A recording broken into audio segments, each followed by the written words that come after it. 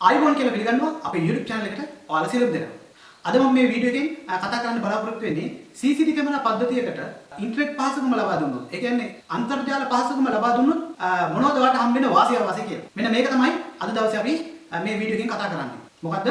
CCTV camera පද්ධතියක් තියෙනවා. මෙන්න මේ පද්ධතියට රවුටර් එක හරහා අන්තර්ජාල පහසුකම ලබා දෙනවා. ඒ කියන්නේ රවුටරෙන් නෙට්වර්ක් කේබල් එක සම්බන්ධ කරලා DVR එකට ලබා දෙනවා. මෙන්න මෙහෙම ලබා දුන්නොත් එහෙම ඔයාට හම්බ වෙන වාසි මොනවද? ඒ වගේම ඔයාට හම්බ වෙන අවාසි මොනවද කියන එක තමයි අද මම මේ වීඩියෝ එකේදී කතා කරන්නේ. එහෙනම් අපි ඉස්සෙල්ලම බලමු වාසි මොනවද කියලා. ඉන්ටර්නෙට් පහසුකම DVR එකට ලබා දුන්නොත් එහෙම පළවෙනි වාසිය තමයි ලෝකේ ඕනම ස්ථානයක ඉඳලා ඔයාට තමන්ගේ කැමරා පද්ධතිය පාලනය කිරීමේ රිමෝට් ඇක්සස් හම්බ වෙනවා. ඒ කියන්නේ ඔයාට ලෝකේ ඕනම තැනක ඉඳලා ෆෝන් එකේ කැමරා නරඹන්න පුළුවන්, නිරීක්ෂණය කරන්න පුළුවන්, රෙකෝඩින් බලන්න පුළුවන්.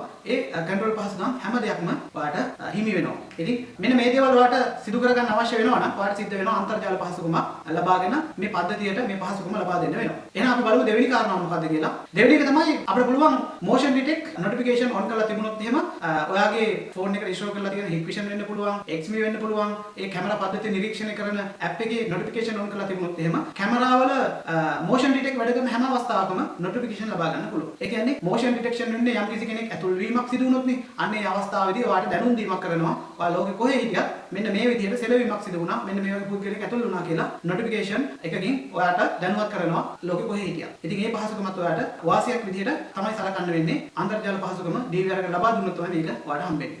තුන්වෙනි එක තමයි රවුටර් එක කරා අපි අන්තර්ජාල පහසුකම් ලබා දීලා තියෙනවා නම් බැටරිය සවුත් වුණත් මේ DVR එකේ වෙලාව වරදින්නේ නැහැ. ඩේට් ඇන්ඩ් ටයිම් එක ස්ටේබල් අපිට තියාගන්න පුළුවන් වෙනස් වීමකින් තොරව. ඔයාලා දන්නවා බැටරි බැස්සොත් එහෙම DVR එකේ මදර්බෝඩ් එකේ තියෙනවා. මේකේ බැටරි බැස්සොත් කරන්ට් එක ගිහිල්ලා වෙලාව වරදිනවා. හැබැයි අන්තර්ජාල පහසුකමක් ලබා දීලා තියෙනවා නම් බැටරි බැහැලා තිබුණා කිසි ගැටලුවක් නැහැ. බැටරි සවුත් වෙලා තිබුණා. බැටරි නැතුව තිබ්බත් අවුලක් නැහැ.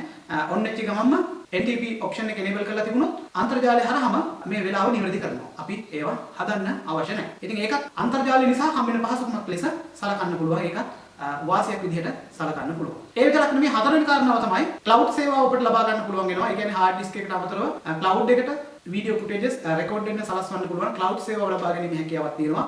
අන්තර්ජාල පහසුකමක් ඔයා ලබා ගත්තොත් අන්තර්ජාල පහසුකමක් නැත්නම් DVR එක ලබා දීලා නැත්නම් ඒ දේ සිදු කරන්න බෑ. ඒකත් අපිට වාසියක් විදිහට ගන්න පුළුවන් ක්ලවුඩ් සර්විසස් අපිට ලබා ගැනීමේ හැකියාව. ඒ විතරක් නෙමෙයි ඊගාව කාරණාව තමයි මේ DVR එකේ තියෙන ෆර්ම්වෙයර් OS එකේ තියෙන software නිරන්තරයෙන් අප්ඩේට් වෙන්න ඕන. අන්තර්ජාල පහසුකම් ලබා දීලා තිබුණොත් තමයි ඒ දේවල් අප්ඩේට් වීම සිදු වෙන්නේ.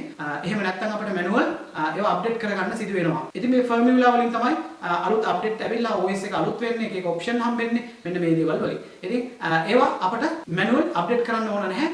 අපිට ඔටෝ අප්ඩේට් දීලා තිබුණොත් එහෙම ඉන්ටර්නෙට් පද්ධතියක් තියෙන නිසා ඒවා ඔටෝම ඩවුන්ලෝඩ් වෙලා ඉන්ස්ටෝල් වෙනවා. ඉතින් ඒකත් අපිට කියන්න පුළුවන් අන්තර්ජාල පහසුකමක් තිබුණොත් DVR එකකට ඔයාලට හම්බ වෙන වාසියක් විදිහට. එහෙනම් දැන් අපි කතා කරමු අන්තර්ජාල පහසුකමක් ලබා දුන්නොත් ඔයාට මොනවද හම්බ වෙන ආවාසි කියලා. බලමු එහෙනම් ඒවා මොනවද කියලා. පළවෙනි එක තමයි අන්තර්ජාල පහසුකමක් ලබා ගන්න ඉස්සෙල්ලාම ඔයා කරන්න ඕන රවුටර් එකක් මිලදී ගන්න ඕන. ඉතින් රවුටර් එකක් මිලදී ගන්න ඔයාට රුපියල් 5000 8000 10000 අතර ගණන් වියදම් කරන්න වෙනවා. තේරුණාද? ඒක අමතරව අන්තර්ජාල පහසුකමක් ගන්නත් යම් කිසි මුදලක් වියදම් කරන්න වෙනවා.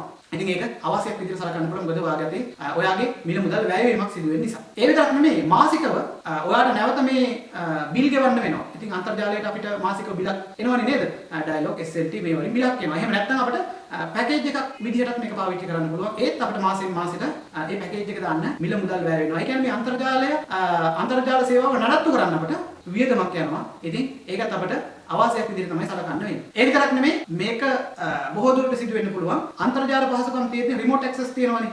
ඔයාලට පුළුවන් වෙනත් තැනක ඉඳලා ඔයාගේ DVR එක හරහා ඔයාගේ කැමරා පද්ධතිය පාලනය කරන්න. එහෙම කරන්න පුළුවන් කොහොමද? ඔකේ පාස්වර්ඩ් එක සහ යූසර් නේම් එක ID නම්බර නැත්නම් QR කෝඩ් එක ඔයා ගාව තියෙන්න ඕන. වෙන කෙනෙක් ওই දේවල් ලබා ගත්තොත් මොකද වෙන්නේ? ඔයාට හොරෙන් හෝ ඔයා රවට්ටලා ඒ දේවල් ලබා ගත්තොත් එහෙම ඒ පුද්ගලයන්ටත් පුළුවන් ඔයාගේ කැමරා පද්ධතිය නිරීක්ෂණය කරන්න සහ පාලනය කරන්න. ඒක භයානක සිද්ධියක් නේද? ඉතින් ඒකට අපි කියනවා CCTV කැමරා හැක් කරනවා කියලා. අනවසරයෙන් ඇතුල් වීමක් නම් අපි ඒකට කියනවා හැකින් කියලා. ඉතින් මෙන්න මේ වගේ අකරතැබ් වලට මුහුණ දෙන්න පුළුවන් ඉන්ටර්නෙට් පහසුකම් තියෙනවා නම්. මොකද ඕනම කෙනෙකුට ඇක්සස් තියෙනවා.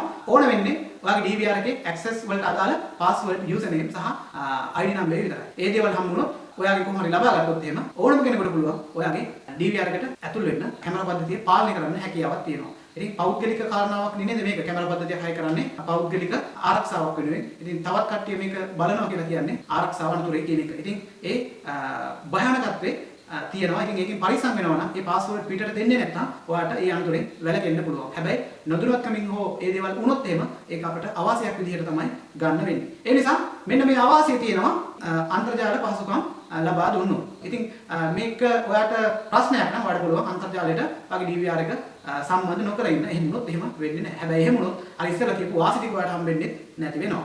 එහෙනම් අපි බලමු අවාසි වල ඊගාව කාරණාව මොකක්ද කියලා. ඊගාව කාරණාව තමයි පෞද්ගලිකත්වයට සිදුවෙන හානිය. පෞද්ගලිකත්වයට සිදුවෙන හානිය කියන්නේ මොකද්ද? සමහරක් වෙලාවට ගෙදර ඉන්නේ වාගේ වයිෆ් විතරක් වෙන්න පුළුවන්. නේද? සමහරක් වෙලාවට ගේ ඇතුළට CCTV කැමරා හයි කරලා තියනවා වෙන්නත් පුළුවන් නේද? තියනවා වෙන්නත් පුළුවන්. එතකොට එයාලා හැසිරෙන විදිය වෙනස්. මොකද තමන්ගේ පෞද්ගලික ගෙදර ඉඳින් එයාලා ඉතින් නිදහසේ හැසිරෙනවා නේද?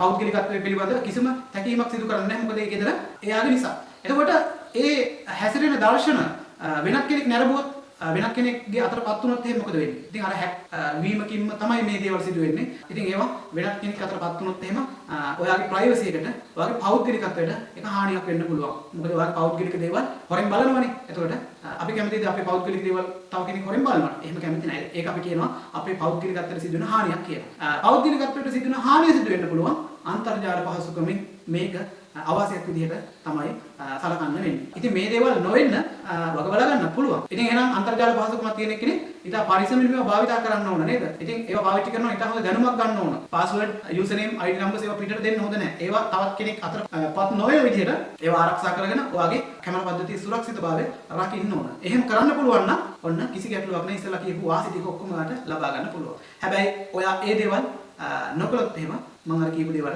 වලට මුහුණ දෙන්න සිදු වෙනවා. ඉතින් එහෙනම් ඔයාලට අවබෝධයක් ලැබෙන්නේ නැති මම අද මේ කතා කරපු දේවල් ටිකෙන් තව දෙයක් තමයි අන්තර්ජාල පහසුකම ලබා දුන්නේ නැහැ කියලා කැමරා පද්ධතියට වෙනත් කිසිම හානියක් වෙන්නේ නැහැ. හරිද? ඒ කියන්නේ අන්තර්ජාල පහසුකම ලබා දුන්නේ නැහැ කියලා කැමරා පද්ධතිය වැඩ කරන්නේ නැහැ කියන දේ සිදු වෙන්නේ නැහැ. කැමරා පද්ධතිය වැඩ කරනවා. කැමරා පද්ධතිය වැඩ කරනවා. හැබැයි අර මම කියපු වාසි ටික හම්බෙන්නේ නැහැ. හරි. එහෙනම් ඔන්න ඔය ටික තමයි අද දවසේ අපේ වීඩියෝ එකේ පාඩම උනේ. මේ වගේ හොඳ හොඳ වීඩියෝස් වලින් ඉදිරියේදීත් ඔබ හමු වෙන බලාපොරොත්තු ඇතුව අද දවසේ අපි ඔබෙන් සමු ගන්නවා. ඔයාලා ඔක්කොටම සුබ දවසක්. ආයුබෝවන්.